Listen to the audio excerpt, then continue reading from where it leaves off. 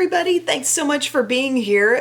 In this video we're going to talk about what I feel are several really hot makeup categories right now, types of makeup where I think a lot of different launches are happening, and what I feel are the best products in those categories. So I'm going to focus on some of these multi-tone loose powders, also staining pens, blush compacts that combine like a cream step and a powder step, and I also want to touch base on tubing mascaras as well. So let's get started. Got my base on today. It's the Rimmel Multitasker Better Than Filters. This is kind of like a glowy primer in 003 Light. And then I also use my Rimmel Multitasker Concealer in Sand, and that's just on my normal concealer places. But it hasn't been set yet because we're going to talk about all these loose powders, and that's not even including like the original Givenchy. I have that one that's in the pastel tones. I've never really felt like that was worth the money I paid for it, but I do have it, and I know that was kind of a trailblazer product. But what I'm really focusing on here are these drugstore alternatives, and we have the Essence Flawless Skin Trio. That's something somewhat new. I guess it's been around a little longer than these other three. What this has in it color-wise is a light pink, a peach, and a lavender. It's kind of hard to give you a good sense because I show you the top of the powder and it's just kind of cloudy, but it has this kind of sifter lid where you could just isolate one shade. But I do think in comparison to some of these other powders I have, the lavender could be even more brightening. I think this is a really good texture of powder. It can look very light and undetectable on the skin,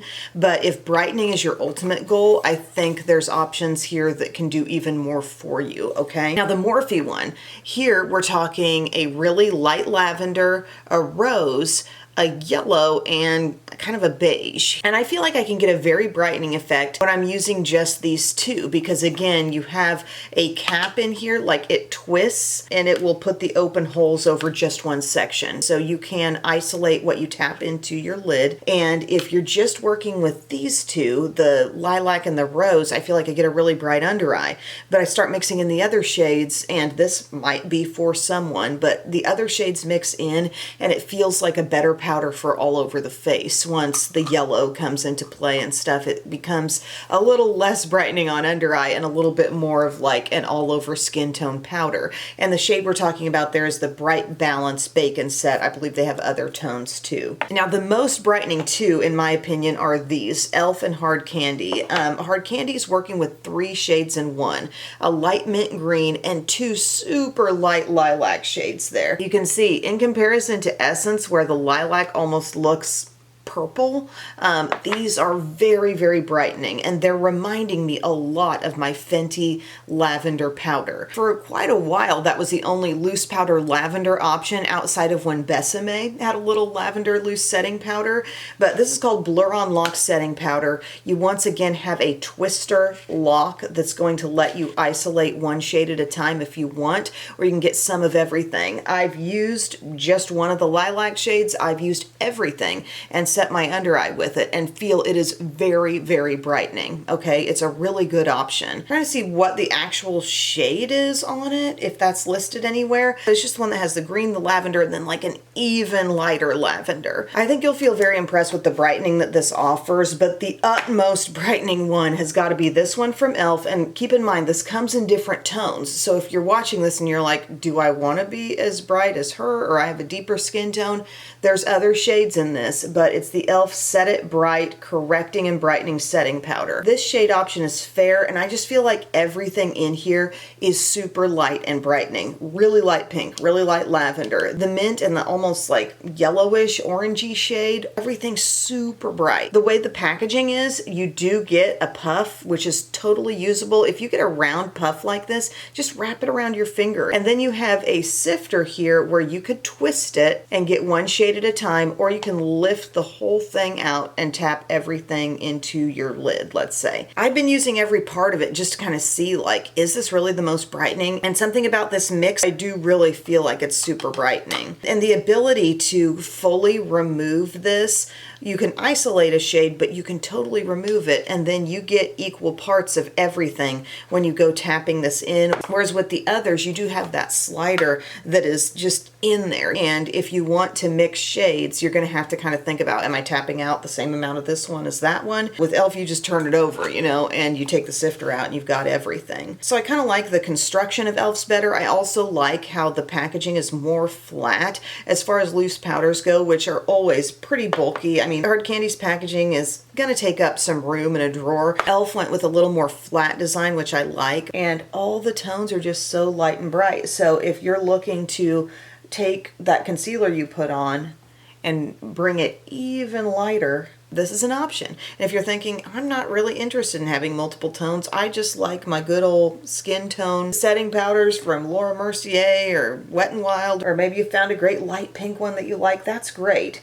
But I will say these powders that are incorporating lavender, especially the Hard Candy and the e.l.f., are really going to take you there brightness-wise. I mean, you can see what I've done there on the under eye. I'm gathering up a bit more because I know that this on-purpose setting is going to help me a lot around my nose. And I'll work with the bronzing. You know, we'll get bronzer on there. But then I like to take my Morphe under eye bullet brush and just kind of blend around what I've applied.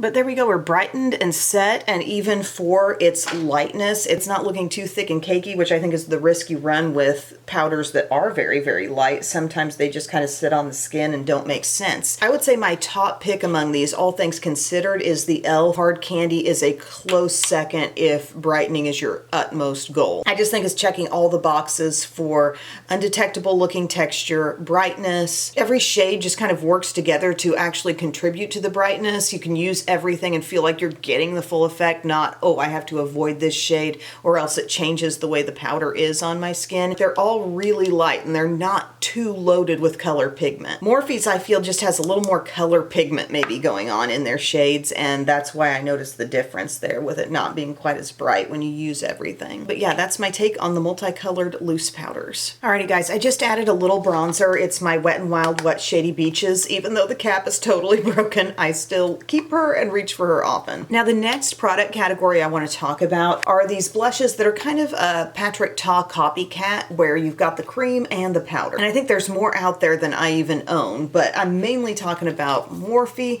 and Hard Candy, and we're starting to see even in Dollar Tree, LA Colors is coming out with something that's much, much littler in the packaging design, but I have a contour duo from them. So first off, just to chat about this one for a moment, LA Colors Sculpting Duo, shade is So Sculpted. The issue I notice here, and maybe I just need a darker shade, I know they have several colors, but I feel like the cream contour just kind of lacks some pigment. Even for this shade, I just feel like it should show up a bit more. The powder bronzer, however, it seems like that texture has really been nailed in this one, so just pay attention to the shade you're getting, and you might even want to veer a little bit dark on your shade selection, just seeing how the texture of those creams isn't super duper pigmented. But that's an option now for $1.25. I thought we could do a little comparison here now that I'm finding the Hard Candy, they're called Blush on Lock Cream and Powder Duos in my Walmart store. How many shades did I see in stock? At least 4. And they've done some fun looking combos where you've got that pure colored cream blush and then the powder is something maybe a little different in tone. It's got some sheen. Some look like they've practically paired highlighter with blush. This looks like more of a blush topper shade, where you've got 2 distinct blush options there with that. So these are selling for like $8 and change. Now I had previously talked about how much I love the ones from Morphe, and Morphe is giving you a little something different here. First off, mirror. The packaging is really nice. You've got 2 textures of cream instead of just one. So under the little window, which Hard Candy's doing that window too,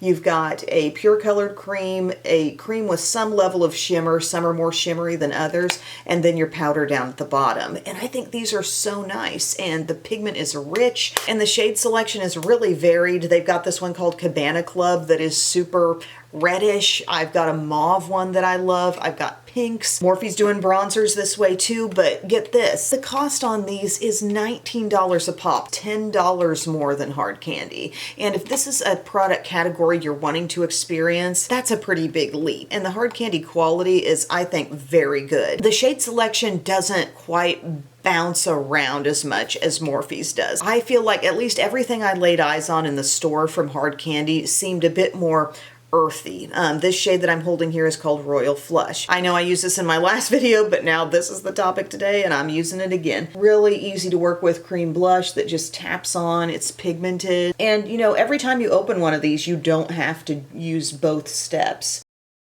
But it is really pretty when you layer up on top of that cream with that slightly shimmery powder blush. So I would just say if the cost of Morphe has kept you from trying one of their 3-color blush palettes, definitely look into Hard Candy because they're doing a great job. The shade selection, like I said, might not be quite as broad, but I think you'll find something you can enjoy there. Just tapping in some of that cream, even letting it come up like this a bit more. Not every blush day has to be exactly the same, you know. And then you can close that little cream window and you've got this powder here, which is pigmented, but not too over the top.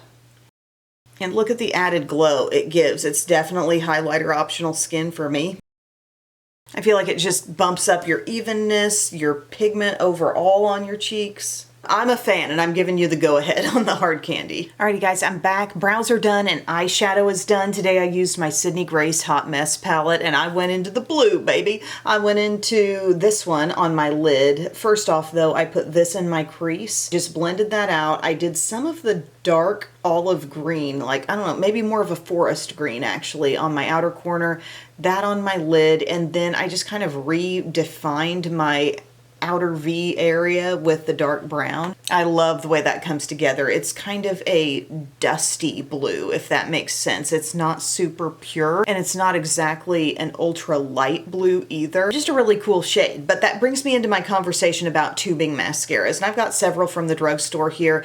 You guys, if you watch a lot of my videos, you see me use the e.l.f. lash extender all the time on my lower lashes because I think that's a perfect spot for a tubing mascara. And this one isn't too bulky, so it just kind of looks right there. I'm not into an ultra thick lower lash. You know, I like the fringe, but I don't need a ton of thickness there. So that's worked really well for me and it's been very reliable too. But there have also been another couple that I've used. If you've kept up with everything, maybe you've seen them, but if not, I thought let's have our little roundup. Essence has their Lash Without Limits tubing mascara. I feel like this one is probably the best for length. By coat 2, it's really building up to something special, but it can be okay just on lower lashes lightly as well. So I think it's a real contender with e.l.f. if you're looking for something to just kind of do one and done. Sometimes I'll have different just traditional mascaras that I like using up on my upper lashes because that's not a smudge risk zone for me, my upper lashes. For some people it is. I know some people have really naturally curled lashes and they will come up and it will smudge up here. And so for those people, maybe you want tubing everywhere. And if so, this is a good all-around tubing option. e.l.f. I still do love it just if I'm in a lower lash mode. This Catrice I was not so impressed with, the tubing stay in place volume mascara. It's doing the job tubing wise, but I'm just gonna put a little bit on so you can see, and then I might top off with a different one. But it's just not giving me enough, you know? I'm someone who's always wanting a decently thick lash every day, no matter what mascara I choose. Like, give me something. So I curl my lashes. The brush is nice. It's got really, really short bristles. And I feel like it starts out defining fairly well, but it's almost as though the brush really does need a little more on it as it comes out of the tube, because even building up to coat 2, which with most tubing mascaras, you don't want to wait very long between your coats because they dry quick, but it just gives me a really natural look. Still doing the tubing job all right. You know, it's not smudging. For anybody who doesn't know what tubing means, it's a mascara that's going to be incapable of smudging and smearing. When you go to take it off, it's going to just basically release from your lashes in, for lack of a better word, little rubbery bits. Is kind of what it feels like. Nothing ever smears and runs down your face. So it's kind of the answer for people who are looking for long wear mascara that they could even, you know, cry in or whatever, assuming you're not getting super duper wet with it. It's going to stay on there and not smear down your face, but it's going to be easier to remove than pure waterproof, which I always, anytime I've got waterproof on and I'm trying to get it off and I'm trying to be gentle, but I do not like to see myself losing lashes in the process of removing mascara. So I like tubing ones that are just really gentle and easy to get off. There's that on. I've got it on both eyes. I just am not a huge fan of the Catrice. Not really a fan of it on any level, not a small fan of it. But then we take our Essence. We're going to come in here to be a little bit of a hero on this. Now, I know we're going off of a different mascara's first coat, but she's going to build for us and give us a little more. Let me know if there are other tubing mascaras from other brands that you'd like to see me use and try. We're going to load it up over here as well. And with this one, I'm just getting so much length. And I believe this mascara also comes in brown as well, if that's of interest to you. But I'm going to finish up here. I'm going to pop it on my lower lashes too. Just let it do the whole job today. Still love you, e.l.f. Lash Extender, but I do feel this Essence gives more, at least quick length. I got a little on my lower lash line there, so I'm gonna have to clean that up. Mascara's all done, all cleaned up. Last topic for discussion today is the staining pens. So it's been out for a while. CoverGirl's had some, the Outlast lip stains, and they look like a small, like fine tip marker basically, and those are cool. I do have these on hand. My biggest complaint would probably be that they don't individually show up as true to color as I wish they all would. Some do, but not everything. I do feel like they wear a long time. But also, the flow of liquid out of these can sometimes be a bit heavy. And if you're looking for a little lighter application, if you're wondering, like, even stains like this to you maybe feel like, oh, they're just laying down a lot of liquid on my lips. I don't mind that. These are probably still my top pick if I'm wanting a lip stain, just to be honest with you. But with this pen style format, we've got stuff like this. This one from Wet n Wild. It's called their Perfect Pout Lip Liner stain. You're seeing this like really flattened out little felt tip where the stain, as you press down, stain is coming out and can be spread. Okay, here again a complaint would be, how true to color is this? Like, this is the shade they're showing us. This turns out to be an all-out berry all over my lips. I'm blushing. I thought it was going to be like a slightly pinky nude. It's deep, rich, and much more pink. Now, e.l.f. did send me these in PR, so I've had the luxury of trying every shade in the line. And when I tell you I went day by day with these, all 8 of these I used on a different day because they're stains. You can't just try them on back to back to back. And something I've noticed is I think they do a pretty darn good job of making these true to color. The pink one, the one that seems like it should be light pink, actually does come off kind of light pink on you. So many pinks and reds and stains default to berry, and there's clear differences with all of these, which I appreciate. I really like that shade called Marvelous. That's a very pretty one if you do like a berry. And the one called Gone Garnet is an awesome red. I wore that one on 4th of July. If you love a red stained lip, that's so good. But here's the thing, it's the exact same format as the Wet n Wild. This is Ballet Core. This is the light pink one. It's got that little kind of like flattened out paddle, and you stroke across your lips and you feel like, oh gosh, I'm not seeing a ton. You press down a little, and that's what releases the product from here out into the applicator. Does that make sense? See how you're getting a true soft pink with that one? Yesterday I was wearing the mauve one, and when I got up here to do my makeup, like I was still seeing a little left behind on my lips. The dark shades are nice. There's a beige one that probably shows up a little deeper than you would think. The one called Beige Bait, it looks like that on the end of it. And look at the depth. It's more of like a soft brown. That might be the one that they weren't really able to nail to this little strip on the outside. But this one called Gone Garnet, let me put that one on with today's look, just to show you the application. So you got this control where you can really be applying next to nothing if you're not pressing it down on your lips. And that may be the control that some people are after. Or you can press down a little and then quickly spread. Don't wait a long time to spread it out because it is a stain. But basically these give you lip liner type precision. And is it all that different from what CoverGirl was doing? Yeah, with the idea of you have more control over the flow of liquid. CoverGirl's, those little markers lay it down faster. And this can lay it down in a really soft way or a more intense way, just depending on if you're kind of pressing it down on your lips or not. That's the one called Gone Garnet. I really like it, and the intensity is nice too. And the staying power is very good. I would say the staying power was good. Wet n Wild's was good. CoverGirl's is good. A key thing that I appreciate out of the e.l.f.'s is that I don't feel like it's bleeding up into any lip lines, and that might go back to the very controlled flow. But with stains, as you know, they're weightless. They dry down, you don't feel them. If you're a texture person who's like, I'd like color on my lips, but I don't want to feel any gloss, you can go with one of these, or you can top it off with a gloss. What do I want to do with this today? I want to see what happens when I take this soft red. It's really a soft red, but when I go to make it a little more earthy, I'm taking e.l.f. Glow Reviver Glimmer in Chocolux, and I'm going to pop that on top just to see what it does. I love doing stuff like this, just playing around like two totally unlikely combo products. Oh, it looks good. Softened up that red just a little for today, where we've already got blue on the eyelids. But yeah, friends, I hope you enjoyed this video. I hope it sorted out a few things for you. I know I probably wasn't able to cover every single product that's in these different categories, but it can at least get the conversation started on some of these items. And if you want to share in the comments section, like, oh, I've tried another lip stain pen, or I've tried a different cream and powder blush compact, let us know your experiences. And if you think they're better or not as good as anything I've mentioned today, that would be awesome. And I will see you guys next time. I love you. Bye.